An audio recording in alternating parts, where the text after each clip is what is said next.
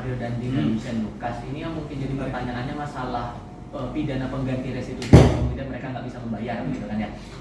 Ada patokan tuntutan 7 tahun pidana tambahan penjara untuk Mario Dandi, 6 bulan untuk Shane. Sementara diakui oleh jaksa dalam analisis yuridis bahwa tidak ada aturan khusus yang mengatur soal pidana pengganti restitusi ini. Sampai akhirnya dipatok 7 tahun untuk Mario dan 6 bulan itu dasarnya berarti dari mana, Pak? Jadi begini, penuntut umum ini harus bisa membuat suatu terobosan hukum untuk kepentingan perlindungan terhadap korban dan masyarakat. Penggantian uang restitusi dan kompensasi sebenarnya sudah diatur di putusan atau peraturan Mahkamah Agung nomor 1 2022 tentang kompensasi dan restitusi kepada korban tindak pidana.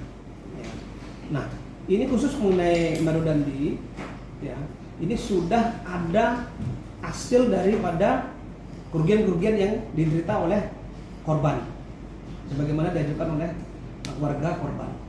Dan rinciannya itu memang tidak sebesar tuntutan, tapi kita menuntut karena memperkirakan bahwa ya selain kerugian material, yaitu kerugian uang yang dikeluarkan dalam rangka perawatan dan pengobatan, juga kita mempertimbangkan kerugian imaterial, termasuk kerugian di masa akan datang yang diterima oleh yang bersangkutan. Karena beberapa hasil medis menyatakan bahwa sembuhnya tidak bisa sembuh total, sehingga perlu perawatan traumatik psikologis kepada yang bersangkutan. Itu juga menjadi bahan pertimbangan kita. Kenapa jumlahnya sampai 120 miliar? Karena hukum pidana ke depan ini adalah mementingkan hak-hak daripada korban yang kita dimiliki. Dia perlindungan hak daripada korban. Izin Pak, kalau kita bandingkan ya antara Shane dan Mario kan cukup berbeda jauh. Ini pertimbangan satu untuk vonis tambahan 1 7 tahun, 1 cuma 6 bulan. Ini boleh mungkin penjelasan pembandingnya mungkin apa yang menyebabkan, karena kalau kita lihat di vonis utamanya tuntutannya ya, mereka kan si Mario kalau nggak salah 12, si Shane 5. Padahal kalau di vonis tambahan itu bedanya jomplang sekali. Ya. Itu apakah ada pengaruh dengan perannya dia? Begini, di dalam delik pidana itu ada pasal 55 ayat 1 ke 1.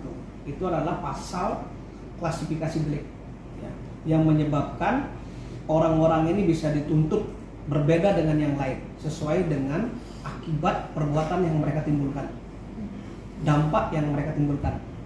Maka dari itu ada perbedaan antara Mario dengan Shane dan termasuk juga Agi.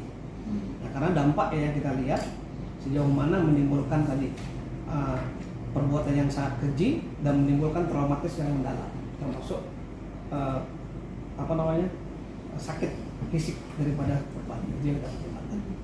Ya, ada lagi? Kalau dalam tuntutan kan juga disebutkan 120 M yang dijatuhkan kepada ketiganya ini nanti tergantung proporsi kesalahan masing-masing itu nanti tolak ukurnya nanti bakal bagaimana tuh membagi-baginya gitu.